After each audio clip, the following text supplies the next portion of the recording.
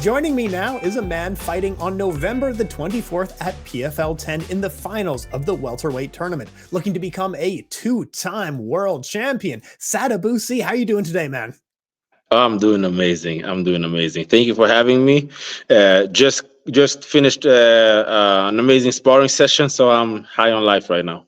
Man, life is good. And that Extreme Couture gym is absolutely ridiculous with how much talent is there. It's insane seeing the roster. It's a cheat code you guys have. Hey, I agree. I'm not disagreeing with anything you're saying right now. We have an amazing team. We push each other. We help each other. We make each other better. We hold each other accountable. I love it. Absolutely awesome, man. Happy to see it. Now, what is your official prediction for the finals of this matchup? It's not going to be an easy one coming up here on November the 24th here. It's going to be a tough opponent, but going in, you know how you're feeling after so many fights this year. How do you see it ending for you? To be honest, I'm training for a five round fight, right? I'm preparing for him coming in at his best. I'm preparing to come in at my best. Having said all of that, I truly believe that stylistically, I'm gonna be a little bit too much for him, and I don't see go past round 3. Gonna finish him within 3 rounds. Now, you have just been a highlight reel machine, a must-see TV. Congratulations on these incredible wins. How did it feel like having your knockouts being replayed over and over again like that? To be honest, it feels amazing. It really does, because it's not a fluke, and it's not like luck that I'm here, right? I've been busting my ass off, and now reaping the benefits of like staying in the gym and like staying disciplined and like being obsessed. So it feels good, to be honest. Man, and you got some great people supporting you. Like we have reactions from Kenny Florian and Dan Hardy and Mike Tyson, like having these people comment on your knockouts. What does that feel like, man? Man, to be honest, it's humbling, and it's motivating as well. Because like having like when your peers and like other fighters and so to speak are coming and commenting and stuff like that means a lot, because it comes from people that have been doing it right, so they know the work that has to go into to be able to do that. So now it feels amazing, I'm not gonna lie. Man, it is the year of Sadibou. Like it's been a good couple of years here. Two-time champion. What does that sound like to you? Oh, it sounds right about like it sounds just like it should. Like I worked too hard to not become the 2-time world champion. Amazing. Hey, and let me ask you as well, are you a movie star in Vietnam?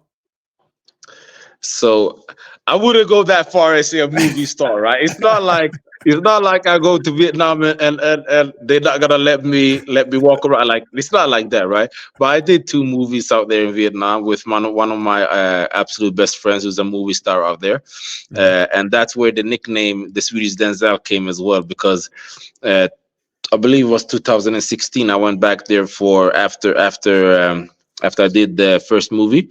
I went there for the movie premiere, and seeing myself on the big screen for the first time, I was anxious. I was like, yeah, well, let's see how it looks. And I told the media team from PFL, I was like, it wasn't no Denzel.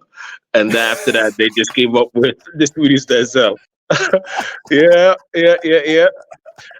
Apparently, you have to work on that as well. Man, this is absolutely so. There's a Swedish Denzel, there's an American Denzel. Does every country get their own Denzel? Well, it should, because he deserves it. He deserves it. So they should. Can I be the Canadian Denzel, or is that? Let's set it up right now. No way. Get out of here. I now do make you the Canadian Denzel. Are you serious? Man, that's a big deal. It's a big deal. Don't take that lightly. I don't know that I've earned this. I don't know. This is so much pressure. Of course you have. Oh my God, amazing. So was it more nerve-wracking seeing yourself on the silver screen or getting in a fist fight in front of millions of fans? To be honest, like getting in a fist fight, there's few things that's gonna trump that, because like you put so much work in, right? And just like a lot of things in life, it's not always gonna go your way, but the difference is the consequences. The consequences can always so if the movie bombs, like I'm not gonna physically get hurt by that, right? If that makes sense. So it's hard to compare it to fighting, I believe. Yeah, yeah. I mean, very different things. But is this something looking down the line you're looking to do a little bit more? For sure, 100%. Like I love like theater. How do you pronounce it? Theater. I love theater. I love like acting. It's so much more into it than I expected. But now my focus is still on fighting. So if any opportunity presented itself where I wouldn't have to take too much time off or stuff like that, fine. But other than that, like when I'm done fighting or when I'm like starting to like fight a little bit less, maybe couple of years down the line, then maybe more of these things. For sure, I really enjoy that. Man, absolutely awesome to see. Now, let me ask you as well, someone who's in and out of the Extreme Couture gym, Francis Ngannou. What did you think of his fight against Tyson Fury? Oh my God, that was amazing. That was like you have to dumb it down to be able to understand what he just did. Like some people are talking about Tyson Fury being like arguably the best heavyweight champion of all time, Arguably, yeah. right?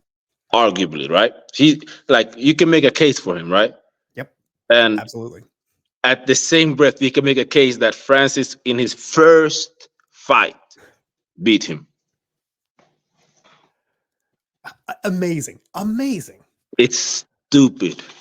It's stupid. I'm so happy for him. I'm so happy for him. It's crazy.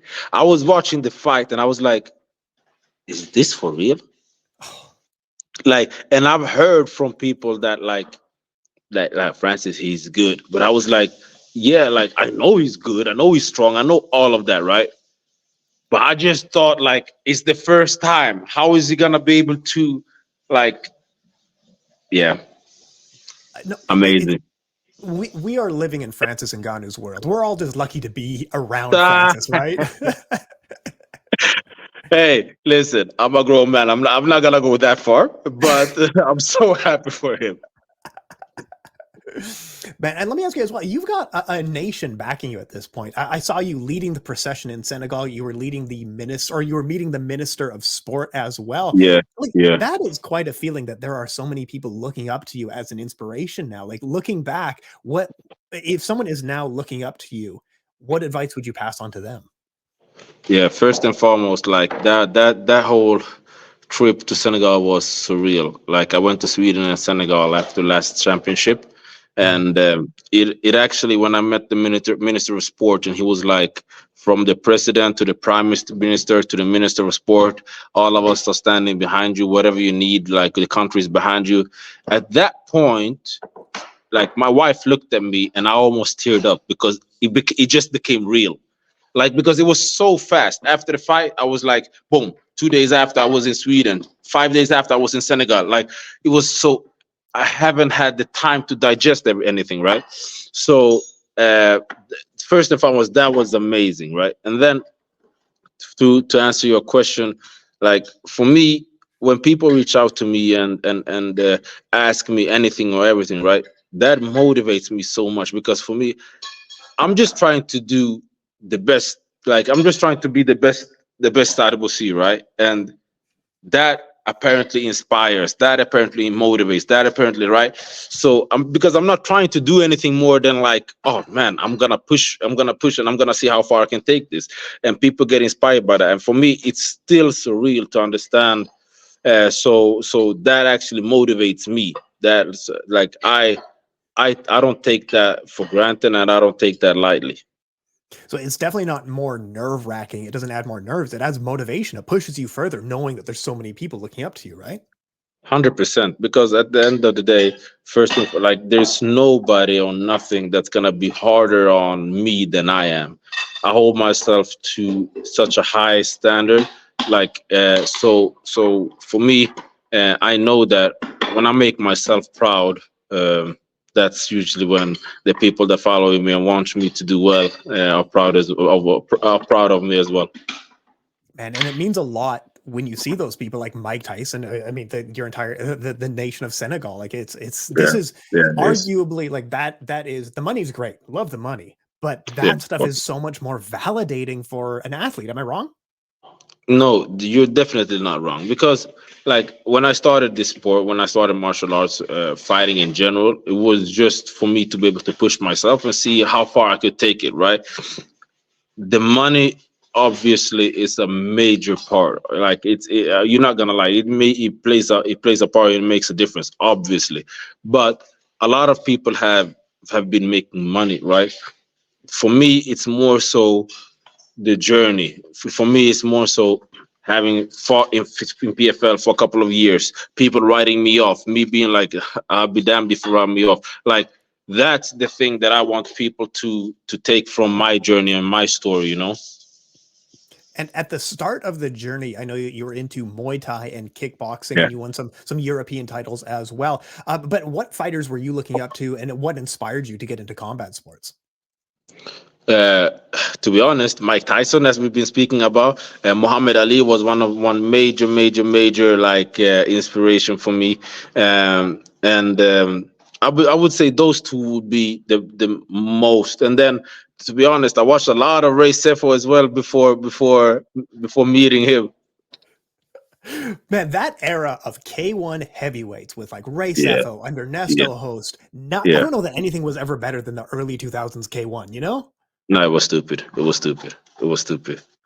To be honest, like after that, I don't understand why K1 like didn't become bigger and MMA like eclipsed that, if that makes sense.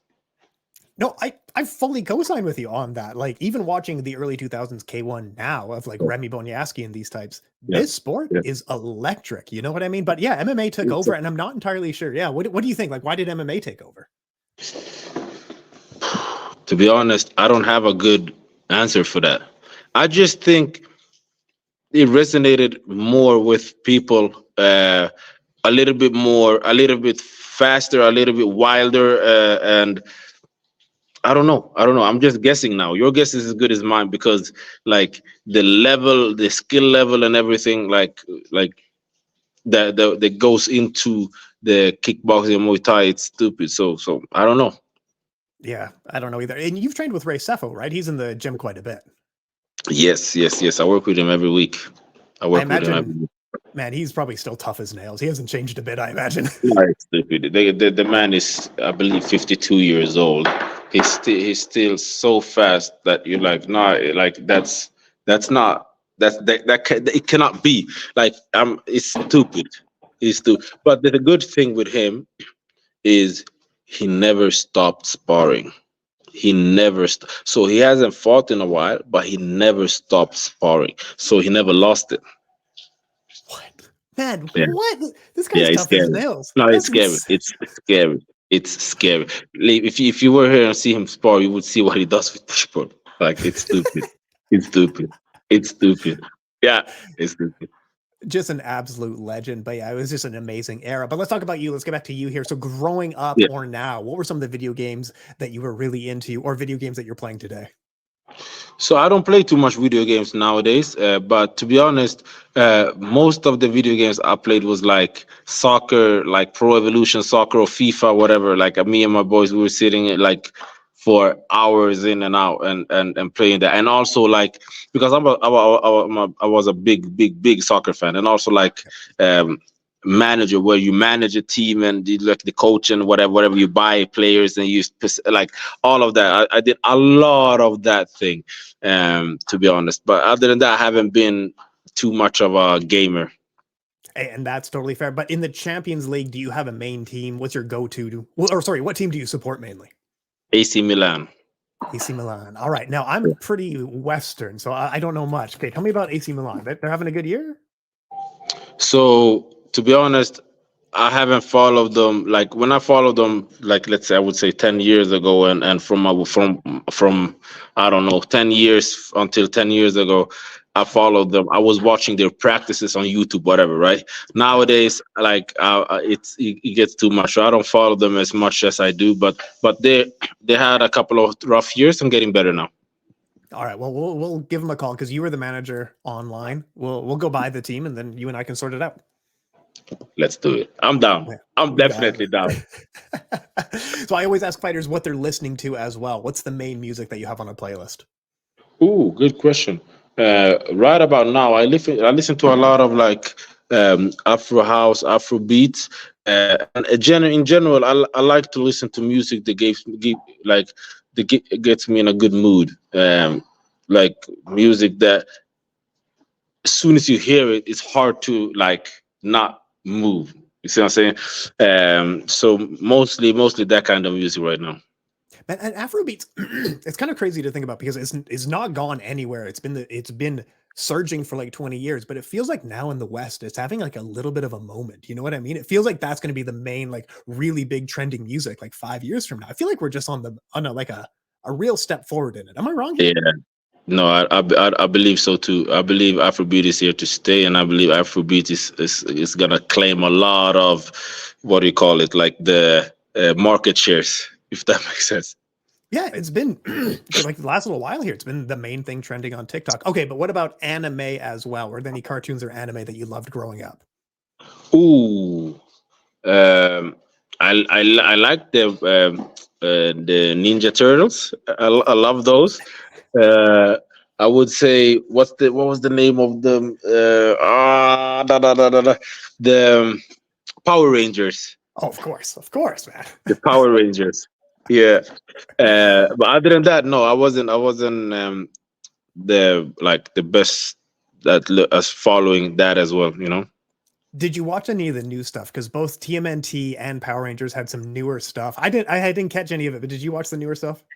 I did not. I did not. Especially the Ninja Turtles. I know they've been like releasing things like fluidly like for the last like 15 years, but haven't been following it.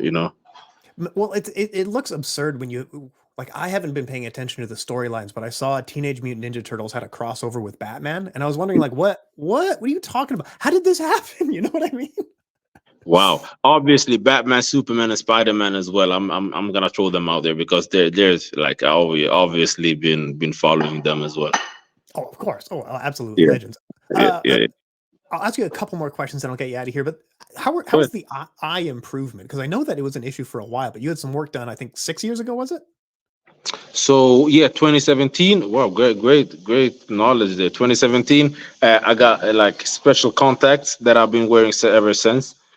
So my eyesight went from very bad to very good overnight, boom, like that. So and the contacts are still working. And every time I fight for a commission that allows it, I'm using it. But I'm training with them every day and wearing them every day. And thank you for asking. It's been very good. Well, I remember when I got glasses, I didn't know that I needed them, but I remember when I got them, I was just looking at the trees in the distance and how they moved. What was the thing that you like put the contacts in and then you looked at it and you were like, holy crap?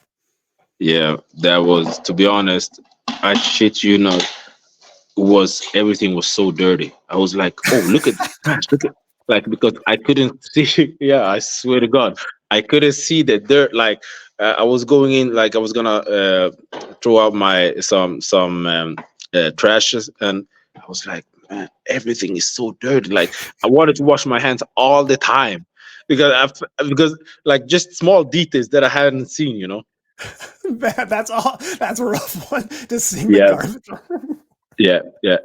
That's for real. That's for real.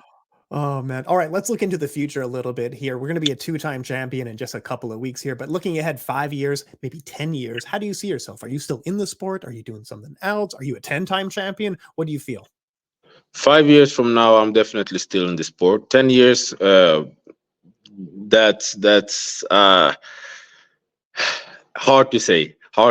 I'm definitely not as active in 10 years that I am right now.